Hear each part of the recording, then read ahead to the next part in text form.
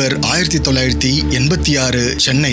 சரியா காலையில 35 வயசான ஒரு real estate broker Anna Nagar 18வது தெருவில் இருக்க ஒரு பங்களாவோட காலிங் பெல்ல ரொம்ப நேரமா அடிக்கிறாரு. ஆனா அந்த காலிங் பெல்லோட சத்தம் அந்த வீட்டுக்குள்ள இருந்த யாருக்கும் கேட்காததுனால அந்த வீட்டோட கதவை வேக வேகமா தட்ட ஆரம்பிக்கிறாரு. ரொம்ப நேரமா அந்த கதவை தட்டியும் யாருமே திறக்காததுனால ஒருவேளை வீட்டுல யாரும் இல்லையோ அப்படிங்கிற சந்தேகத்துல அந்த நபர் அங்கிருந்து கிளம்ப பாக்குறாரு. அப்படி கிளம்ப பார்த்தவருக்கு அதே நேரத்துல இன்னொரு டவுட்டும் வருது. எஸ், சப்போஸ் இந்த வீட்டுல இருக்கிறவங்க வெளியே கிளம்பி போயிருந்தா இந்த பங்களாவோட மெயின் கேட் எப்படி ஓபன்ல இருக்க முடியும் அப்படிங்கிற ஒரு டவுட்டும் அந்த நபருக்கு வருது. சோ அந்த கதவோட பக்கத்துல இருந்த ஒரு விண்டோ வழியா யாராச்சும் வீட்டுல இருக்காங்களான்னு எட்டி பார்க்கறாரு. அப்படி பார்க்கும்போது வீட்டுல ஒரு சில பொருட்கள் கீழே சிதறி இருக்கிறத நோட் பண்றாரு. ஏதோ அன்யூஷுவலா இருக்குன்னு உணர்ந்த அந்த வீட்டு புரோக்கர் இமிடியேட்டா அந்த வீட்டோட பின்பக்க கிச்சன் கதவை லைட்டா தள்ளி பார்க்கறாரு. அந்த கதவும் உடனே திறந்திருக்கு. யோசிக்காம அந்த கிச்சன் வழியா வீட்டுக்குள்ள போன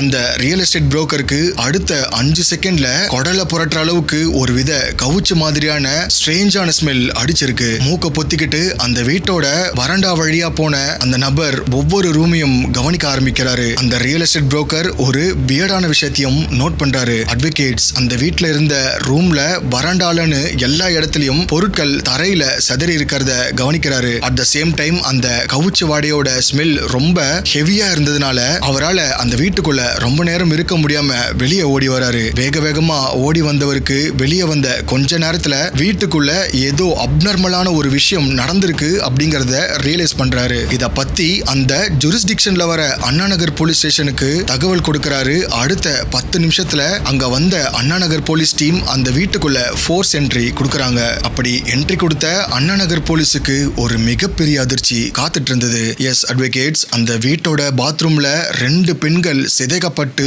அழுகி போன நிலையில பிணங்களா இருக்கிறத பார்த்து அதிர்ச்சி அடையறாங்க. ஆல்சோ ஆடைகள் இல்லாம இருக்கிறதையும் பார்த்து இது கண்டிப்பா வன்புணர்வு செய்யப்பட்ட சம்பவம்னு போலீஸ் உறுதிப்படுத்துறாங்க. இத பத்தின இன்ஃபர்மேஷன் அந்த அண்ணா நகர் ஏரியா முழுக்க காட்டு தீயா பரவ ஆரம்பிக்குது. இந்த பங்களாவை சுத்தி எக்கச்சக்கமான இளைஞர்களும் மக்களும் திரள ஆரம்பிக்கிறாங்க. பிகாஸ் இறந்து போனது சாதாரண பெண்களில கிட்டத்தட்ட 60க்கும் மேற்பட்ட மலையாளம், தமிழ், தெலுங்குன்னு சினி இண்டஸ்ட்ரிய கவர்ச்சியால தன் வசம் வச்சு கலக்கிட்டு இருந்த ஒரு மிகப்பெரிய நடிகையான ராணி பத்மினி தான். ரொம்ப குறுகிய காலத்திலேயே 60க்கும் மேற்பட்ட படங்கள்ல கவர்ச்சி கதாபாத்திரங்கள்ல நடிச்சு கரியரோட உச்சத்துல இருந்த ராணி பத்மினிய ரசிக்கவே ரசிகர்கள் கூட்டம் படையெடுக்கும். கால் ஷீட் கிடைக்காம எக்கச்சக்கமான டைரக்டர்ஸ் அண்ட் ப்ரொடியூசர்ஸ் எங்க வீட்டோட கதவை தட்டின காலம் இருந்துச்சு. அப்படி ஒரு பிஸியான ஆக்ட்ரஸ் ராணி பத்மினிக்கு நடந்த இந்த சம்பவம் ஒட்டுமொத்த திரையுலகத்தை அதிர வச்சுது. சில தரவுகள் படி இவங்க இறக்கறதுக்கு முன்னாடி மது போதையில இருந்ததாகவும் அண்ட் பல முறை பல பேரால் வன்புணர்வு செய்யப்பட்டிருந்ததாகவும் சொல்லப்பட்டிருக்கு.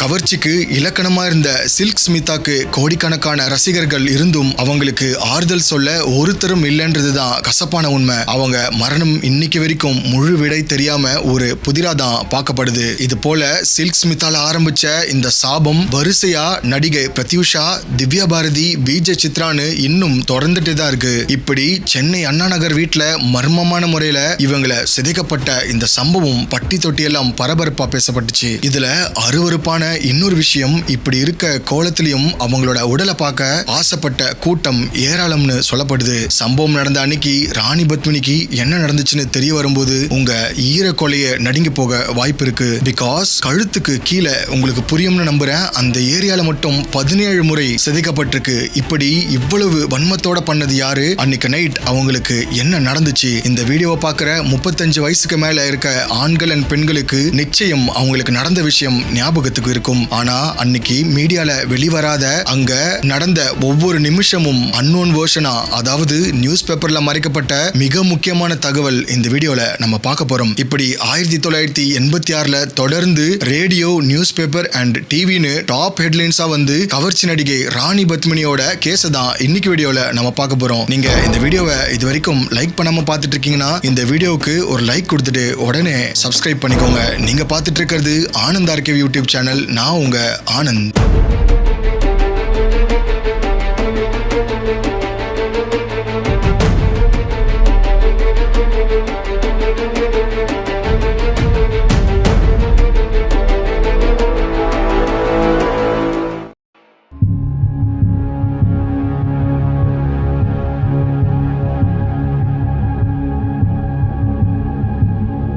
1962 கேரளா மாவட்டத்துல இந்திரா குமாரிக்கு மகளா பிறந்த ராணி பத்மினி சின்ன வயசுல இருந்து நாடகத்திலையும் கலை சார்ந்த நிகழ்ச்சியில கலந்துக்கிறதுல ரொம்ப ஆர்வம் காட்டியிருக்காங்க. சோ ஆக்டிங்காக சின்ன வயசுல இருந்தே மலையாள இண்டஸ்ட்ரியில சான்ஸ் கேட்டு ஏறி இறங்கின ராணி பத்மினி அப்பதான் 1981 கதை அறியாதே அப்படிங்கிற ஒரு மலையாள படத்துல சான்ஸ் கிடைச்சது. ரிலீஸ் ஆன முதல் படமே எல்லாருடைய கவனத்தையும் ஈர்த்துச்சு. 19 வயசுலயே அவங்களோட முதல் படம் வெற்றி படமா அமைஞ்சதுனால அடுத்தடுத்த படங்கள்ல இவங்களுக்கான ரோல் ரொம்பவே சேலஞ்சிங்கா இருந்துச்சு. பிகாஸ் இவங்களோட அழகும் இவங்களோட கவர்ச்சியான உடல் அமைப்பும் தான் இவங்களோட சினிமா வாழ்க்கையில ஒரு முக்கிய அங்கமா இருந்துச்சு. இவங்களுக்கு வந்த பட வாய்ப்புகள் எல்லாமே இவங்களோட கவர்ச்சியை மட்டுமே போக்கஸ் பண்ணி இருந்துச்சு. அத பத்தி கொஞ்சம் கூட யோசிக்காம இன்னும் நிறைய பட வாய்ப்புகள் கிடைக்கணும்னு ராணி பத்மினியோட அம்மாவான இந்திரா குமாரி தன்னோட பொண்ணுக்கு பட வாய்ப்புகள் கிடைக்க எந்த விதமான கதாபாத்திரத்திலையும் நடிக்க தயார்னு ஓப்பனா எல்லா டைரக்டர்ஸ் அண்ட் ப்ரொடியூசர்ஸ் கிட்டையும் சொன்னதா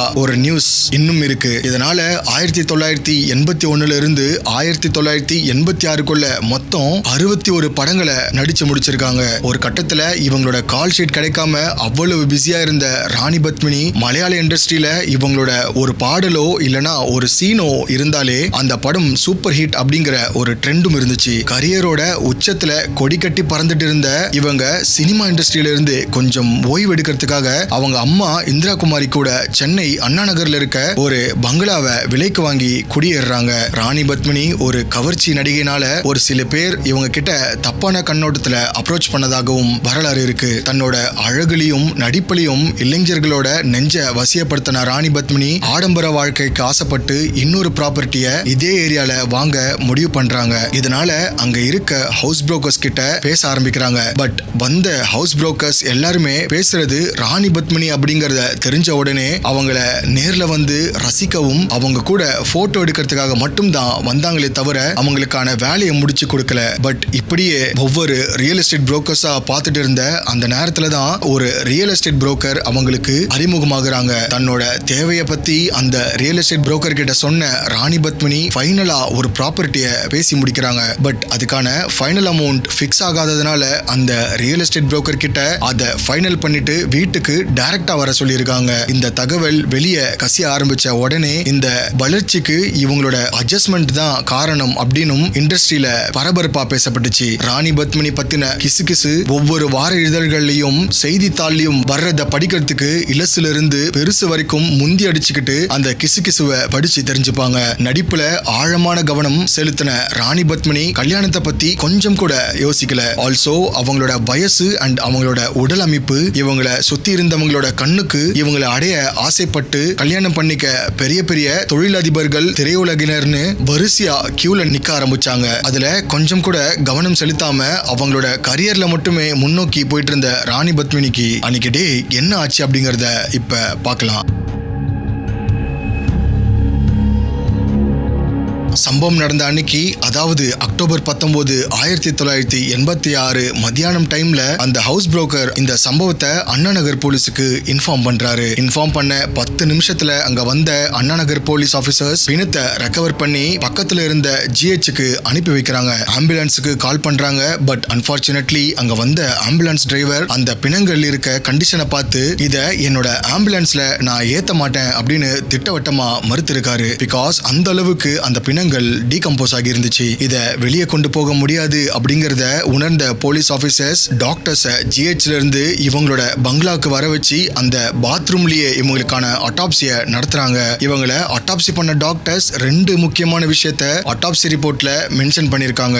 ஒன்னு, ராணி பத்மினிக்கு 17 முறையும் இந்திராவுக்கு 12 முறையும் கழுத்துக்கு கீழ்ப்பகுதியில தாக்கப்பட்டிருக்காங்க அப்படிங்கிற அட்டாப்சி பண்ண டாக்டர்ஸ் போலீஸ் கிட்ட இன்ஃபார்ம் பண்ணிருக்காங்க. இதுல குறிப்பா பிரைவேட் ஏரியா சிதைக்கப்பட்டிருக்கிறதுனால அவங்களால சரியா கிளியரான சாம்பிள்ஸ் அண்ட் எவிடன்ஸை கலெக்ட் பண்ண முடியல. ஏன்னா ஆல்ரெடி 90% டீகம்போஸ் ஆகி இருந்ததால முழுசா அட்டாப்சி ப்ராசஸையும் அவங்களால முடிக்க முடியல. இப்ப போலீஸுக்கு 2 சேலஞ்சிங்கான விஷயம் இருக்கு. ஒன்னு, ராணி பத்மினிக்கு அன்னைக்கு டே என்ன நடந்துச்சுன்னு தெரிஞ்சுக்கணும்னா கில்லரை பிடிச்சே ஆகணும். அட் த சேம் டைம் அதுக்கு முன்னாடி இவங்க 2 பேருக்கும் ப்ராப்பர் ரிச்சுவல் ஃபார்மாலிட்டிஸை முடிக்கணும். ஏற்கனவே ஆம்புலன்ஸ் டிரைவர் இத ஆம்புலன்ஸ்ல கொண்டு போக முடியாது அப்படிங்கறத திட்டவட்டமா மறுத்ததுனால அடுத்ததா அடுத்ததா இந்த பிணத்தை ஜிஹெச்சுக்கு கொண்டு போறதுக்கான முயற்சியில இறங்குறாங்க. சோ அங்க ஏதாச்சும் லோக்கல் கால் டாக்ஸி இருக்குமா அப்படிங்கறத ரொம்ப மும்முரமா தேட ஆரம்பிக்கிறாங்க. ஆனா அப்படி கிடைச்ச டாக்ஸி டிரைவரும் அந்த பிணத்தை பார்த்து என்னோட கார்ல கண்டிப்பா ஏத்த முடியாதுன்னு சொல்லி மறுத்துடுறாரு. அந்த டாக்ஸி டிரைவரை போலீஸ் ஆபீசர்ஸ் மிரட்டி காரோட ட்ரக்குல வச்சு அந்த 2 பிணங்களையும் கொண்டு போயிருக்காங்க. இப்ப போலீஸோட இன்வெஸ்டிகேஷன் ஸ்டார்ட் ஆகுது. இந்த பிரைமரி இன்வெஸ்டிகேஷன்ல மலையாளம் இண்டஸ்ட்ரியில ராணி பத்மினிக்கு க்ளோஸா இருக்க சில டைரக்டர்ஸ், ப்ரொடியூசர்ஸ் அண்ட் கோ ஆர்டிஸ்ட்னு எல்லார்கிட்டையும் விசாரிக்கிறாங்க. சினிமா துறையில எதிரிகள் யாரும் இல்ல அப்படிங்கறத திட்டவட்டமா சொல்லியிருக்காங்க. இந்த ஸ்டேட்மெண்ட்டை வாங்கிக்கிட்ட போலீஸ் ஒரு சில டைரக்டர்ஸ் கிட்டையும் சீக்ரெட்டான இன்வெஸ்டிகேஷனையும் நடத்திருக்காங்க. பிகாஸ் சில டைரக்டர்ஸ் பத்மினி கிட்ட ரொம்ப க்ளோஸா பழகி வந்ததா அவங்களோட வட்டாரத்துல சொல்லப்பட்டுச்சு. அந்த டைரக்டர்ஸும் இந்த சம்பவத்துக்கும் எங்களுக்கும் எந்த சம்பந்தமும் இல்லைன்னு ஆணித்தனமா போலீஸ் கிட்ட சொல்லியிருக்காங்க. அடுத்ததா ராணி பத்மினிக்கோ அண்ட் இந்திரா குமாரிக்கோ ரிலேட்டிவ்ஸ் யாராவது இருக்காங்களா, அவங்கள சம்பந்தப்பட்டவங்க யாராச்சும் இதுல இன்வால்வ் ஆயிருப்பாங்களான்னு போலீஸ் என்கொயரி பண்றாங்க. பட் அன்பார்ச்சுனேட்லி இவங்க 2 பேருக்குமே ரிலேட்டிவ்ஸ் இல்ல அப்படிங்கறத போலீஸ் லேட்டர் தெரிஞ்சுக்கிறாங்க. பிகாஸ் ராணி பத்மினி அண்ட் இந்திரா குமாரியோட உடலை ஜிஹெச்சுக்கு போலீஸ் அனுப்பி வச்சதா சொல்லியிருந்தேன் இல்லையா, அப்படி அனுப்பி வச்சு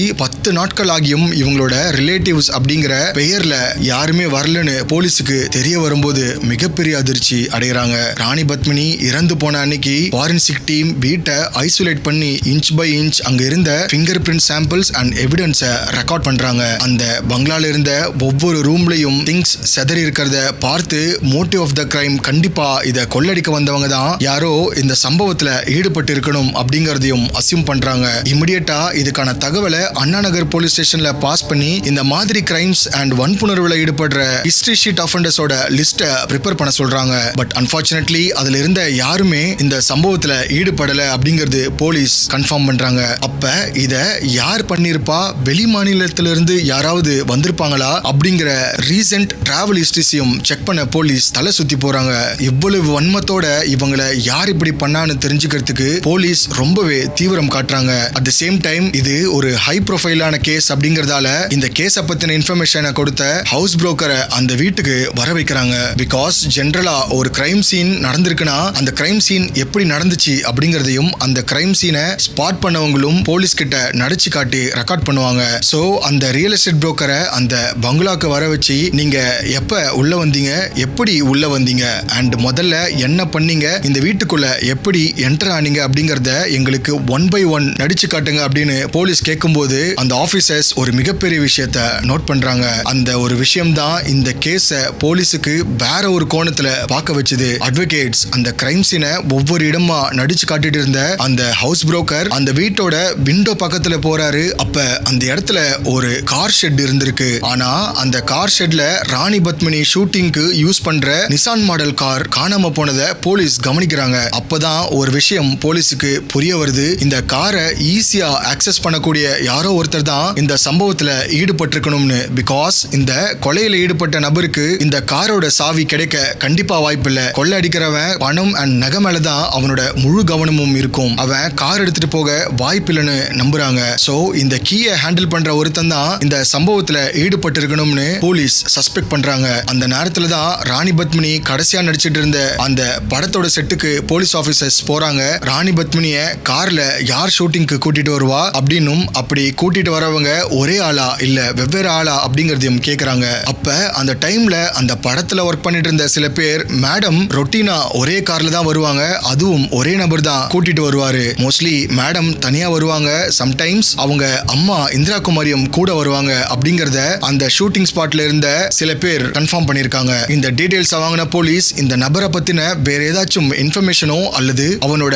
போட்டோவோ இல்லனா அவரை சம்பந்தப்பட்ட ஏதாச்சும் டீடைல்ஸ் கிடைக்குமான்னு ராணி பத்மினியோட வீட்டுக்கு போய் ஒவ்வொரு இடமா தேடுறாங்க. அப்பதான் ராணி பத்மினி இந்த அண்ணா நகர் வெஸ்ட் பங்களால குடியேறின கொஞ்ச நாள்ல சமைக்கிறதுக்காகவும் வாட்ச்மேன் வேலைக்காகவும் கார் ஓட்டுறதுக்கும் ஆட்கள் தேவைன்னு ஒரு லீடிங் நியூஸ் பேப்பர்ல அட்வர்டைஸ்மெண்ட் கொடுத்திருக்கிறதா போலீஸ் கண்டுபிடிக்கிறாங்க. அந்த நேரத்துல அவங்களுக்கு சமைக்கிறதுக்காகவும் ராணி பத்மினிய ஷூட்டிங்க்கு கூட்டிட்டு போயிட்டு வர ஒரு கார் டிரைவரும் அந்த பங்களாவை பாதுகாக்க ஒரு வாட்ச்மேனும் தேவைப்பட்டதுனால ஒரு மிகப்பெரிய நியூஸ் பேப்பர்ல வேலைக்கு ஆட்கள் தேவைன்னு ஒரு விளம்பரத்தை கொடுத்திருக்காங்க. ராணி பத்மினியோட வீட்டுக்கு ஆட்கள் தேவையா அப்படின்னு கேள்விப்பட்ட 100க்கும் மேற்பட்ட ஆண்கள் முண்டி அடிச்சுக்கிட்டு வீட்டோட வாசல்ல வந்து நின்னதா பக்கத்து வீட்டுல இருந்தவங்க இத சொல்லியிருக்காங்க. ராணி பத்மினி ஷூட்டிங் ஸ்பாட்ல கிளாமரான ட்ரெஸ்ல நடிக்கும் போதே அந்த ஷூட்டிங் ஸ்பாட்டே அடுத்து என்ன சீன் என்ன டைலாக் அப்படிங்கறத மறந்து அவங்கள மட்டும் தான் கவனிப்பாங்களாம். இப்படி ஒரு கவர்ச்சி நடிகையோட வீட்டுல வேலைக்கு ஆட்கள் தேவை அப்படிங்கிற நியூஸ் கேள்விப்பட்ட எக்கச்சக்கமான ஆண்கள் அவங்களோட வீட்டுல குவிய ஆரம்பிச்சிருக்காங்க.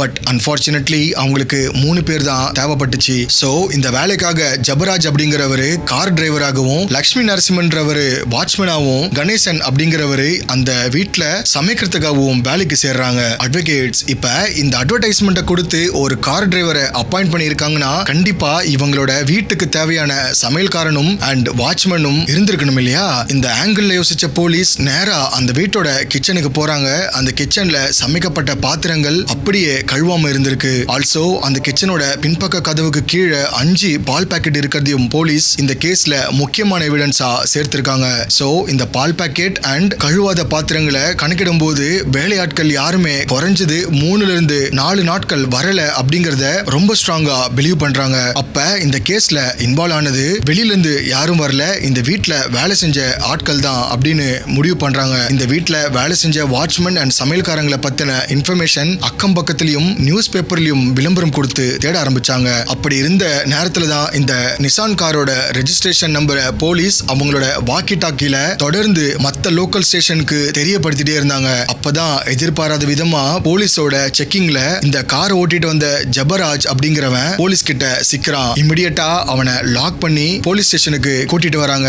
ஆரம்பத்துல தனக்கும் இந்த கொலைக்கும் எந்த சம்பந்தமும் இல்ல அப்படின்னு சொன்னவன் போலீஸோட ஸ்டைல்ல விசாரணை பண்ணதுல அவன் ஒவ்வொரு விஷயமா கக்க ஆரம்பிச்சான். அந்த கன்ஃபெஷன்ல இந்த கேஸ்ல நான் மட்டும் இன்வால்வ் ஆகல, என் கூட அதே வீட்டுல வேலை செஞ்ச லட்சுமி நரசிம்மன் அண்ட் கணேசன் இவங்க 2 பேருமே ஈடுபட்டாங்கன்னு அந்த டே ராணி பத்மினிக்கு என்ன நடந்துச்சுன்னு சொல்ல ஆரம்பிச்சான்.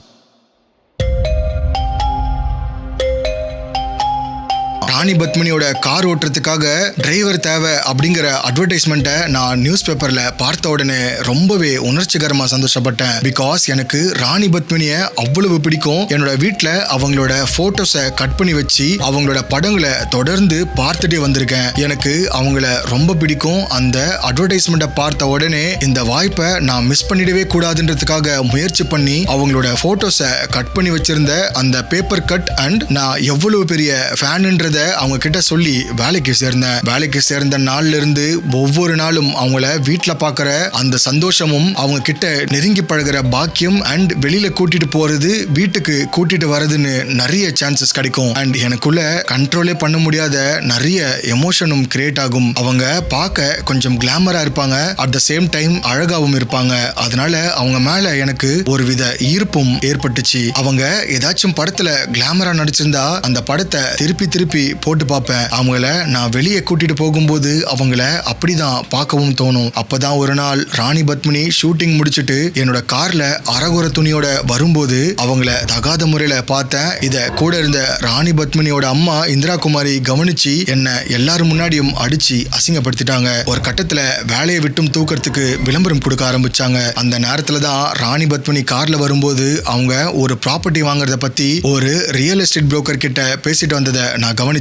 சோ அந்த புரோக்கர் கிட்ட எந்த டேட்ல எந்த ப்ராப்பர்ட்டியை டீல் முடிக்கலாம் அப்படிங்கிற டீடைல்ஸையும் அதுக்கான ரேட்டையும் பேசிட்டு வந்தாங்க. அப்பதான் எனக்கும் ஒரு விஷயம் தோணுச்சு. இந்த வீட்டை விட்டு இந்த வேலையை விட்டு போறதுக்கு முன்னாடி அவங்க வீட்டுல இருக்க பணத்தையும் நகையையும் கொள்ளடிச்சிட்டு போயிடலாம்னு முடிவு பண்ணேன். இதுக்காக என் கூட கூட்டாளிகளா அதே பங்களால வேலை செய்யற லட்சுமி நரசிம்மன் அண்ட் கணேசன் கிட்ட என்னோட பிளானை சொல்லி இந்த சம்பவத்துக்கு அவங்களையும் கூட்டு சேர்த்துக்கிட்டேன். வழக்கம் போல அன்னைக்கு ஷூட்டிங்கை முடிச்சிட்டு ராணி பத்மினிய பக்கத்துல இருக்க ஒரு பேங்க்ல இறக்கி விட்டுட்டு திரும்பவும் வீட்டுக்கு கூட்டிட்டு வந்தேன். அப்படி கூட்டிட்டு வரும்போது அவங்க கையில ஒரு கவர் பண்டல் இருந்துச்சு. சோ என்னோட கெஸ் படி அவங்க அந்த பேங்க்குக்கு போய் அந்த ப்ராப்பர்ட்டி வாங்குறதுக்கான அமௌண்ட்டை தான் வித்ட்ரா பண்ணி வந்திருக்காங்க அப்படிங்கறத தெரிஞ்சுக்கிட்டேன். சோ இன்னைக்குதான் சரியான டேவா இருக்கும்ன்றத பிக்ஸ் பண்ணி என்னோட கூட்டாளிகள் கிட்ட இத பத்தி சொன்னேன். அன்னைக்கு நைட் அவங்களும் தயாரா இருந்தாங்க.